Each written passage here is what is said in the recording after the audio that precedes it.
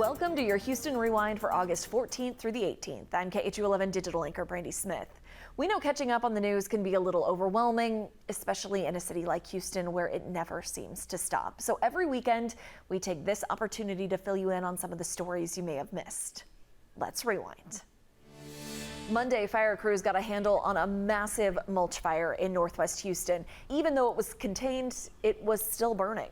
Stephanie Whitfield found out just how long it could take to put out completely. This has been burning since yesterday afternoon, and Houston fire officials say it could be another week before the fire is completely out. So now they've handed things over to a private company, and we're told that company has actually put out a mulch fire like this before. That company has heavy machinery out here. They're turning the mulch over to put the fire out, and they'll slowly go mound by mound on the whole property. We talked to the public information officer from the Houston Fire Department before they cleared this scene. He said the cause of the fire is still unknown, but there's no doubt the dry and windy conditions were a factor in this fire getting as large as it did. Our main concern right now is air quality. The Houston Health Department is on location monitoring the air quality. Right now, there's no concerns to shelter in place. That being said, they say if you live in this area and have respiratory issues, it's a good idea to stay indoors as much as possible. Again, although people will keep seeing smoke for the next several days, we're told the fire is contained to these mountains of mulch behind me. Firefighters were even able to keep it from spreading to a warehouse that's on the property.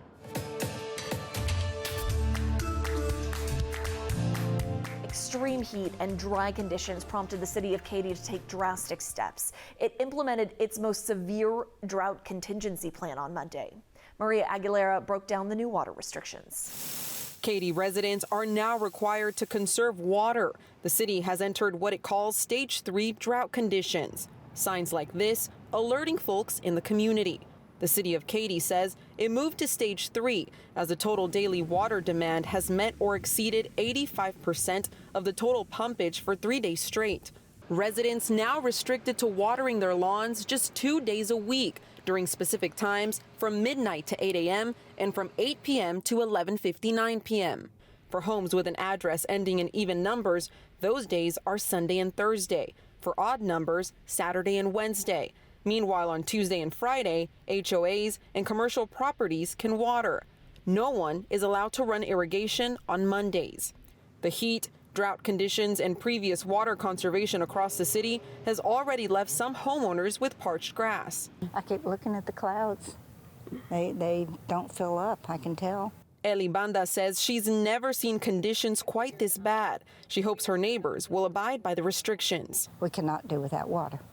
End of story. The grass will come back. The flowers will come back. But people need water too. Anyone who violates the restrictions gets a warning first, then a fine, and if they don't comply, they could get their water shut off. The city isn't running water patrols, but it is asking residents to report anyone breaking the rules. We have more information about the restrictions and how to make those reports in this article on KHOU.com. Dozens of HISD students finally got home Monday after a dream trip became a nightmare. They spent about 50 hours traveling around the world just to make it to Houston. Matt Doherty caught up with them when they landed at Bush Airport. Getting the chance to travel around the world sounds like a pretty good deal, but when you can't leave the airports and you don't have anywhere to sleep, it can be pretty miserable. Hannah Montana. Everything had been going so well for Dr. Trevor Buffoni and the 31 students from Carnegie Vanguard High School who crossed the Pacific Ocean on August the 3rd. They'd spent last week exploring the historic sites and attractions of Japan. By Friday, it was time to come home. But as it turned out, it wasn't that easy. Dr. Buffoni's TikTok explains what happened. The group's booking was lost and they were stuck in Osaka, Japan. He says American Airlines told him the soonest available flight would be in 12 days. Honestly, I didn't really believe it at first. I thought they were trying to pull a prank on us. Carolina Escobedo and Diego Gonzalez were among the students on the trip. I cried a bit, yeah. Luckily, American Airlines found a way. The group wouldn't have to wait almost 2 weeks to get back to Houston, but they would need to take a return trip around the world to get back home. Dr. Buffoni chronicled the adventure on TikTok after they took off from their starting point in Osaka. The teacher and students tried to stay positive, shopping, eating Thai food, albeit they were never able to leave the airport. We had a 9-hour layover in Bangkok, then an 11-hour flight to Munich. At the airport in Germany, the teacher tasted some of the local fare. This hits. Oh gosh, it's like nice and hard on the outside, soft on the inside. After the stop in Munich, it was finally time for the group to catch their flight to the U.S., which landed in Charlotte, North Carolina. After that, one final flight which landed in Houston just after 4 o'clock this afternoon. We caught up with the teacher who'd been traveling for the past 40 hours right after he landed in Houston. We traveled the entire circumference of the globe to get back to Houston. Dr. Buffoni says there's not really anything they could have done differently to avoid the massive kerfuffle. And to top things off, his luggage is still in Germany. Tonight, he and the kids are just happy to finally be home in Houston, looking forward to a peaceful night's sleep in their own beds. I've been up since, I think, 50 hours. Oh, we are incredibly exhausted. From Bush Intercontinental Airport, I'm Matt Doherty, KHOU 11 News. Tuesday, Antonio Armstrong Jr., better known as AJ, filed a civil rights lawsuit against the city of Houston. He accused police of planting evidence used in his third capital murder trial. Grace White asked KHOU 11 legal analyst Carmen Rowe what this could mean as the jury deliberated. So this lawsuit came out during jury deliberations, which may seem suspect, but really I think it was the earliest opportunity to file the lawsuit. In a 51-page lawsuit filed in federal court, A.J. Armstrong's attorneys lay out claims that Houston police planted blood evidence on his T-shirt. Well, I think this is going to vindicate him in his allegations if they're true. The lawsuit centers around evidence that's become the prosecution's key focus in Armstrong's third murder trial. It's going to be nearly impossible for them to show that one individual or individuals planted this evidence in this case. But in this criminal trial, we've heard from HPD officers who say they never saw any blood on his shirt. Armstrong's filing also mentions other cases where police are accused of planting evidence, like the botched Harding Street drug raid that killed 2 civilians. But while this is a lawsuit that will no doubt make headlines, Rowe says it should not impact the verdict. I think it's important to note that this jury is sequestered and that while this federal lawsuit is a big deal that is filed right now, it's also something that these jurors will not know about or hear about until after they're done with their deliberations. Though that lawsuit is still pending, on Wednesday, the jury in the third trial found A.J. Armstrong guilty of the murder of his parents. A judge sentenced him to life in prison with the possibility of parole after 40 years. And you can catch up on everything that happened in that third trial and before on KHOU.com. Houston ISD cut ties with a nonprofit that helps young students learn to read, forcing the organization Literacy Now to lay off part-time employees for the first time ever. Jason Miles learned which campuses will be affected. A Literacy Now banner still hangs outside Benavidez Elementary, but the nonprofit which helps kids read on grade level will no longer be working here or at any of Houston ISD's so-called new education system or NES and NES-aligned schools where wholesale overhauls are underway. And that's really sad for us. CEO Jackie Daughtry says Houston ISD abruptly closed the book on part of its partnership last month, just as Literacy Now prepared for the new school year. So unfortunately, for the first time in our almost 17-year history, we had to lay off employees. 11 part-time employees to be exact, who are among the reading interventionists paid for mostly by Literacy Now to coach students in a 4-to-1 ratio. Having things change so quickly, I think, is really hard on everyone. Daughtry says she was told new state-appointed HISD leadership, including Superintendent Mike Miles, wants more accountability among school staff for things like reading results, something she does not disagree with philosophically, although more time to prepare for changes would have been appreciated. And we all want the same thing. We want the kids to get the very best education that they can. She's thankful Literacy Now will continue to operate in a number of non-NES schools. As we're recording this on Friday, HISD hasn't responded to multiple requests for comment. Also, full disclosure, a KHOU 11 manager who works outside of the news division sits on the Literacy Now board. Humans are feeling the heat right now. Reptiles are too. That's why one Heights resident thinks a large snake camped out in her garage. Janelle Bluda detailed the encounter. It was Friday night. Katy Tipton was at her home in the Heights when she walked into her garage around midnight. So I turned on the light, and here's this large snake looking back at me. To find this. My immediate thought was I needed to call out the United States Marine Corps, but I didn't think that they would come over. So I took a picture of it for some reason, and I slammed the door and came back in my house. An unwanted new friend who was actually quite photogenic. It was posing. It smiled at me. And as nice as Katy is, she said she didn't need this new friend, so she took to next door asking for help. Many people said what it was. Of course, a rat snake that, and I don't have any rats. After a sleepless night, she called her gardener the next morning, but he couldn't find it. They assumed it was gone until the snake slithered back into sight again on Sunday. This time she called Sal with Houston Tortoise Rescue. Acted like it was nothing. It was his best friend. Sal gave the roughly 4-foot snake food and water and then released it, Katy says. As comfortable as her garage is, she thinks the snake was just escaping the heat. As hot as it is, it just went in there, and the door was open. It was shady. They just got out of the heat trying to cope with this weather like the rest of us are, I suppose. In Houston, Janelle Bluda, KHOU 11 News. Just a week after school started, a gun scare at Fort Bend ISD. Wednesday, administrators say a student brought a gun to Crawford High School. They told Yvonne Romming they're grateful no one was hurt.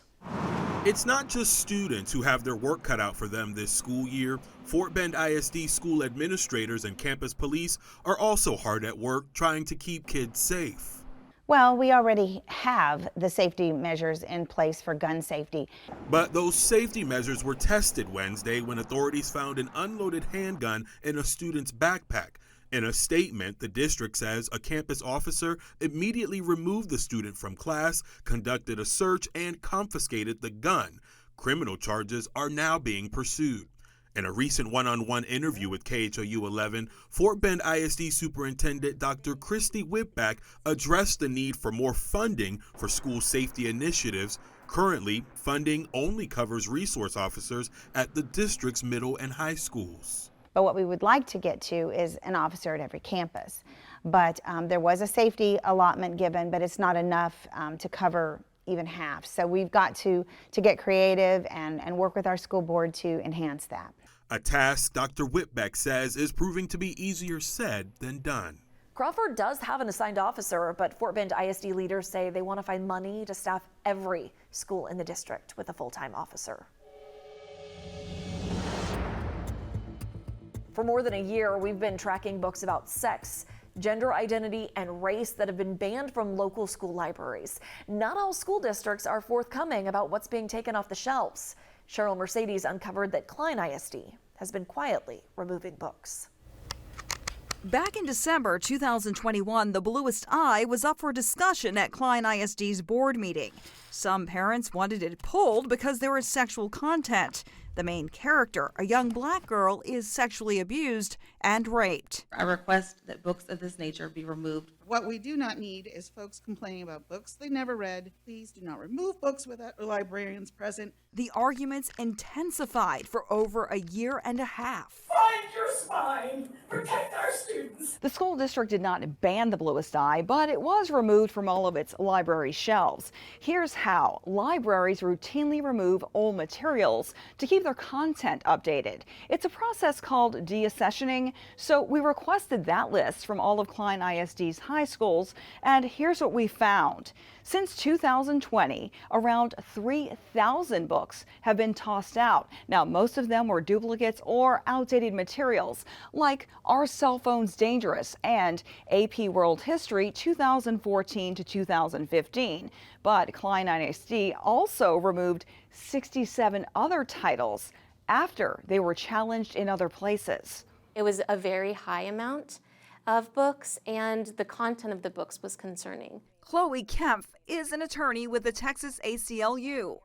Last year, the organization sent this letter to Klein ISD, accusing the district of disappearing books from its libraries, calling it a clandestine removal of books and a violation of the First Amendment, the Texas Constitution, and Klein ISD's own policy. Why do they need to be secret? If there's a legitimate reason for removing the books, why can't it be done in public? It makes us concerned that the removals are part of a discriminatory politicization of these books that targets certain books and certain students. 9 of the books Klein ISD removed are also on the ACLU's list of books it said are being targeted by school districts. Classics like Beloved and The Bluest Eye by Toni Morrison, as well as those referencing LGBTQ matters and race. Has that school district broken the law? Yes, so courts have been very clear. When government officials ban books simply because they disagree with the ideas contained in those books, that violates students' First Amendment rights to access information. Will the ACLU file a lawsuit against Klein ISD? Right now, we have all of our options on the table, but haven't made a decision. Since July, we've asked Klein ISD multiple times for an on-camera interview. They declined, but they sent a statement that says, in part, "We regularly review our resources for alignment with state law, educational standards, and to ensure all instructional materials are age appropriate and do not contain sexually explicit material. We will not compromise on our commitment to providing our students high quality, developmentally appropriate instruction." Other districts also do internal reviews, but are more transparent, like Katy and Conroe ISD. They publish their lists online. Our Investigates team is always working on something. Visit khou.com/investigations to see some of their other stories. In our KHOU 11 Back to School survey, parents asked us about heat safety and how schools plan to keep students safe in this extreme heat. So, Sherman Chow got answers. Outdoor sports and activities like football are even more grueling in triple-digit temperatures, and parents have questions. Hi, I'm Alex, a parent in Clear Creek ISD. Will practices for outdoor sports be brought inside during the excessive heat warning days? In Clear Creek ISD, every coach and director is trained annually on the signs of heat stress. Additionally, Clear Creek ISD follows UIL guidelines about when to bring students indoors and when to cancel practice. Other districts do the same. Humboldt ISD even uses weather stations installed on all campuses to help monitor heat.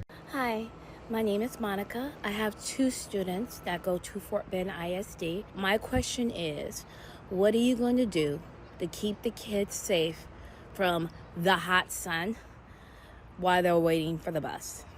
Thank you. Hey there, Monica. In Fort Bend ISD, we encourage all of our schools to keep the kids indoors in the afternoons when they're waiting for the bus. Got to keep them out of that heat. Districts like Katy ISD had similar replies, keeping younger kids in the gym or cafeteria till their bus is ready. High schoolers have that option, but can wait outside if they choose. Jenny with Alvin ISD asked, will you leave the AC on overnight so it doesn't take half a day with students and staff in the building to cool down? Hello, Jenny from Alvin ISD.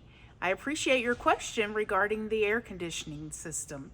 We do have someone that monitors that on a constant basis, and they make adjustments as needed. Other districts like Humboldt ISD use building automation software to read outdoor temperatures and adjust AC start times, which can be as early as 3:30 a.m. Several of you had this question. How will children spend recess time since it's too hot to play for 30 minutes outside? Districts tell us when it's too hot outside, kids move inside. Thanks, moms and dads, for your questions. Sherman Chow, KHOU 11 News. If you haven't done it already, fill out the KHOU 11 Back to School survey. It only takes a few minutes and it helps inform our coverage. All you have to do is text the word school 713-526-1111 and we'll send you the link. So far, there have been 5 issues parents told us mattered most to them, and we break all of them down in this back to school special. We're talking security and safety, the teacher shortage, curriculum changes, equity and inclusion, and learning loss. You can watch that special wherever you're watching this. STAR test results came out this week, and local superintendents sounded off. Jason Miles got their reaction. During a virtual news conference this morning, we didn't do well. State-appointed Superintendent Mike Miles briefly outlined newly released State of Texas Assessments of Academic Readiness, or STAR results. They confirmed that we should be bold, They confirm that the future's already here and our kids are not ready for that. Our deep dive into some of the numbers actually reveal improvements here and there, even on campuses included in Miles's controversial New Education System, or NES, reform plan, something parents have asked about in our back-to-school survey. Parents are usually won over not by whatever the superintendent says.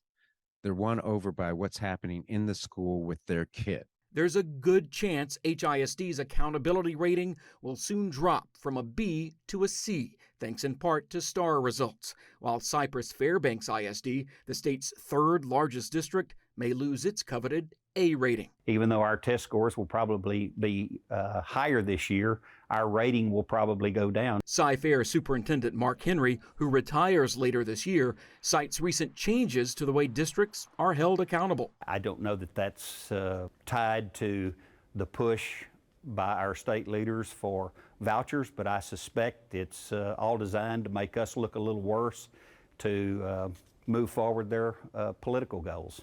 Is that unfortunate?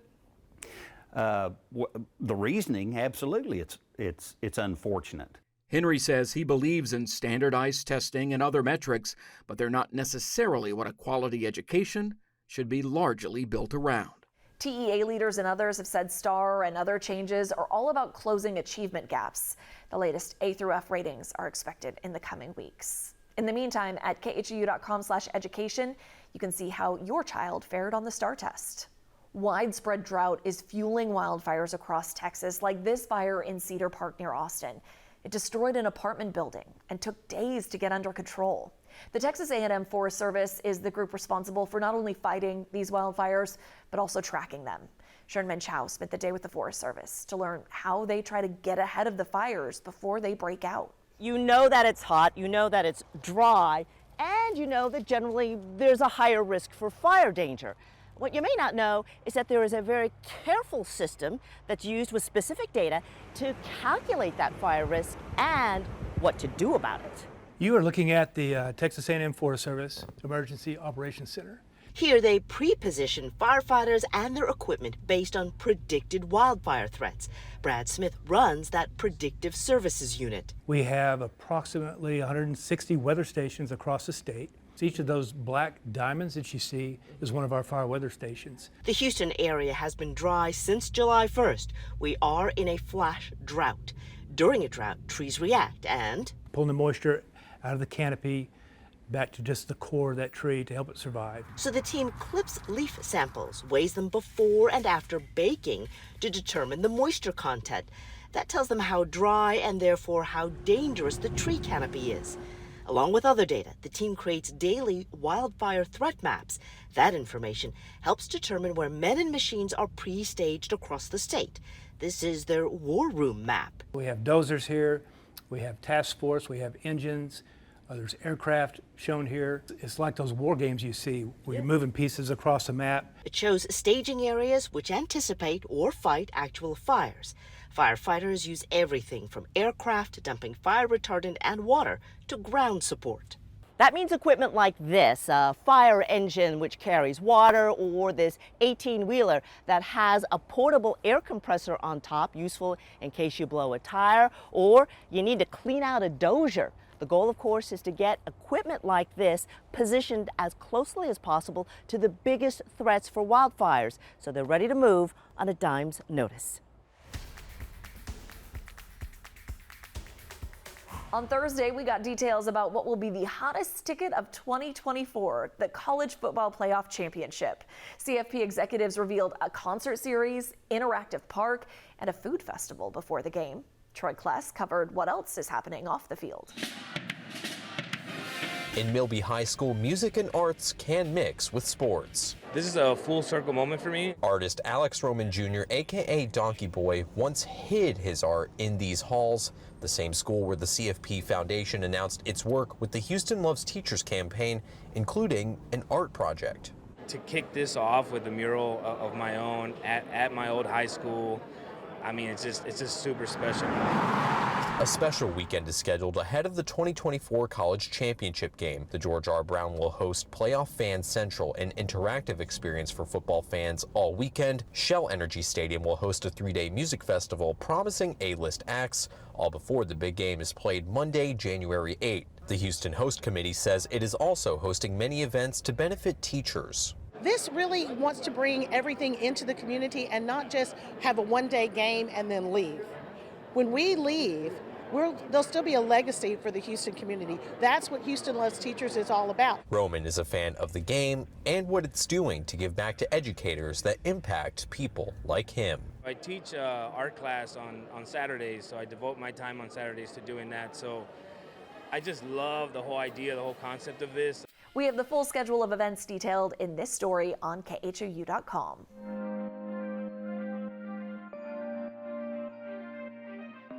If you want to explore the Houston area's hidden gems this weekend, it is perfectly understandable if you'd want to do it indoors, in air conditioning. Bonus points if it's free.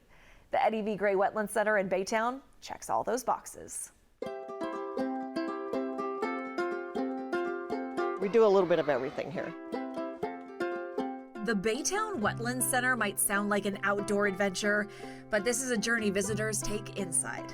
They can come in and go into the science lab. They're welcome to go in, use our microscopes, explore in there. There's a lot of things for them to play with in there. He's spiky. But the real draw is the exhibit hall. This is their chance to see something, maybe touch something they've never seen, and get excited and go out and do something good for the environment and their world. Admission is free and there is no shortage of things to check out. We're talking about walls and walls and walls of critters and information. We have snakes, lizards, alligators, fish, crabs, shrimp. We have all kinds of things for people to see if they come in and visit. Gator World is home to baby gators, turtles, and fish that you'll find in wetlands around Baytown. We have a lot of natural history that surrounds us. Like bees to honey, visitors are drawn to the center's beehive, where you can watch workers hauling pollen in from outside, keep an eye out for the queen, that's her right there, and get a sense of how the colony works. We would love for them to come in and get excited about wildlife, conservation. People take care of what they care about. Whether that's native birds or nocturnal animals, tracks or pelts, slimy or slithery. It is very fulfilling to come to work every day. You never know what's going to happen. You never know what something new is going to happen, what child is going to walk in and, have an aha moment, and we all love those here. Those moments can happen Monday through Friday from 8 a.m. to 4 p.m. or Saturday from 10 a.m. to 4 p.m. It's the best part of my job. We just launched a new episode of Hidden Gems. Season 2, Episode 5 focuses on museums that help you travel through space, time, art, and more. Tune in wherever you're watching this right now. He wants to be the first Democratic U.S. Senator elected in Texas since the early 90s. Colin Allred played at Baylor before joining the NFL, then became a civil rights lawyer. He was elected to Congress in 2018 as a representative. Now he has his sights set on Ted Cruz's position. Gerald Harris talked to Allred about his Senate campaign. I'm Congressman Colin Allred. I'm from Dallas. Representative Colin Allred is well known in North Texas, less so in Houston. I'm running for Senate against Ted Cruz. But he's hoping to increase his name recognition and voter base by traveling the state. I was in El Paso and in Fort Worth, and now I'm in Houston. Congressman Allred is a Democrat who flipped his Dallas area seat from red to blue and is hoping to do it again, but this time to Ted Cruz's seat in 2024. My pitch is the same as it'll be in the general election, which is that I'm the best person to beat Ted Cruz. Allred says he's going to be able to do that by being a bipartisan voice when it comes to crime and public safety. I think we can find common sense solutions that are consistent with the Second Amendment to save lives. And finding solutions to a border crisis. Is it more border protection? Is it more funding? Yeah. Is it border wall? Kind of spell it out for our viewers. So, border security has many elements to it. Some of it is barriers in certain places where it's better to funnel folks into a port of entry where they can be better processed. But it's also taking some of the burden off of our Border Patrol agents on the administrative side to allow them to actually do their job. And when it comes to the Houston area economy, he believes the region's oil and gas industry is important and necessary, but there should be a balance to respond to climate change. To me, it's an all of the above approach. We need solar and wind. We also going to have oil and gas as a part of that mix. Also nuclear to make sure that we can keep the lights on, yes, but do it in a responsible way. And the former NFL linebacker and Texas native says he's prepared for a long campaign. You can watch more of Gerald's interview with Allred at khou.com/politics. We have more coverage of the 2024 election there as well.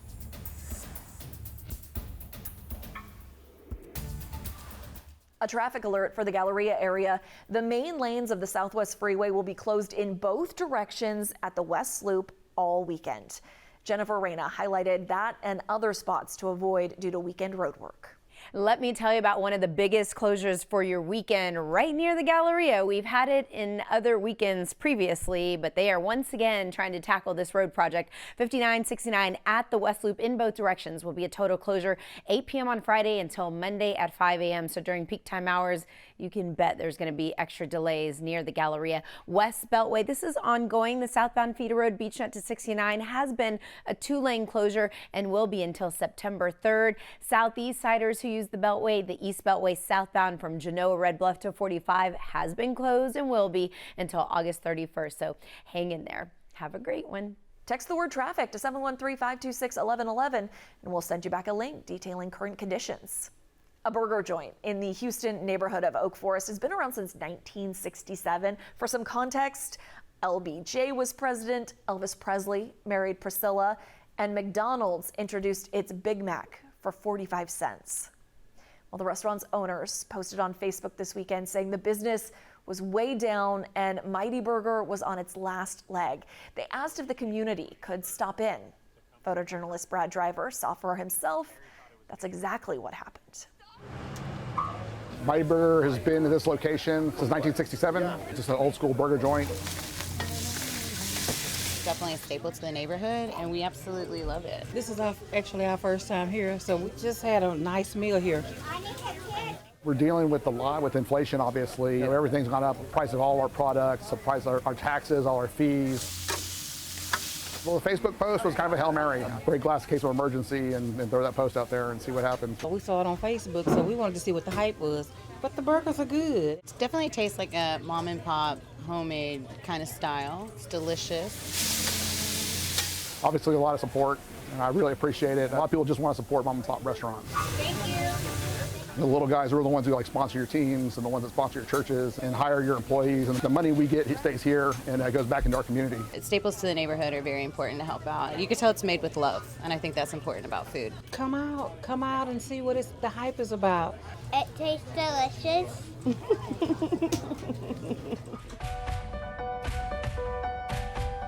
He's a little boy with a big goal. 6-year-old Kason Maines wants to help buy school supplies for families in need. So this summer, the Mont Bellevue boy started a cookie business. Michelle Choi introduced us.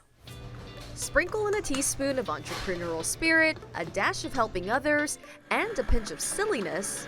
The end result is 6-year-old Kason Maines of Mont Bellevue. He's always been a little entrepreneur, always wanting to do something. How can he earn this? What can he do to help? His love of giving back, I like helping, is what led him to start Kason's Kitchen.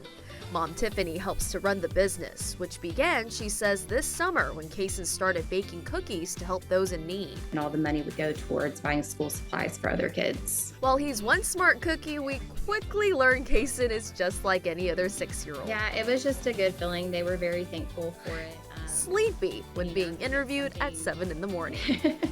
A good sport, he did his best to stay awake while Mom did most of the talking. Where we learned Kason began cooking at the age of 3.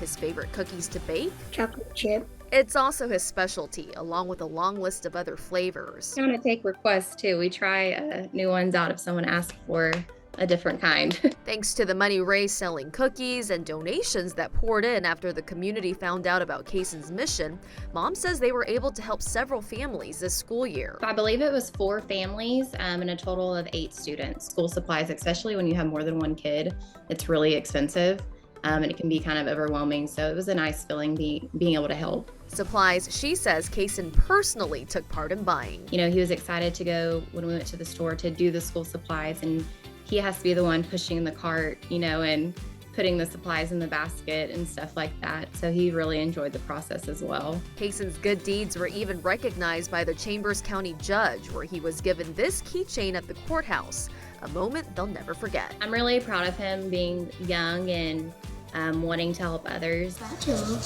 With Kason back in school, Mom says they'll be scaling back the cookie business for now, but will ramp it back up for the holidays. This time, raising money to get other people presents. As for what's next on Kason's culinary journey, Pizza. Michelle Choi, KHOU 11 News. This school year, KHOU 11 is partnering with the Houston Food Bank's Backpack Buddy program to make sure kids have access to healthy meals when they're not in school.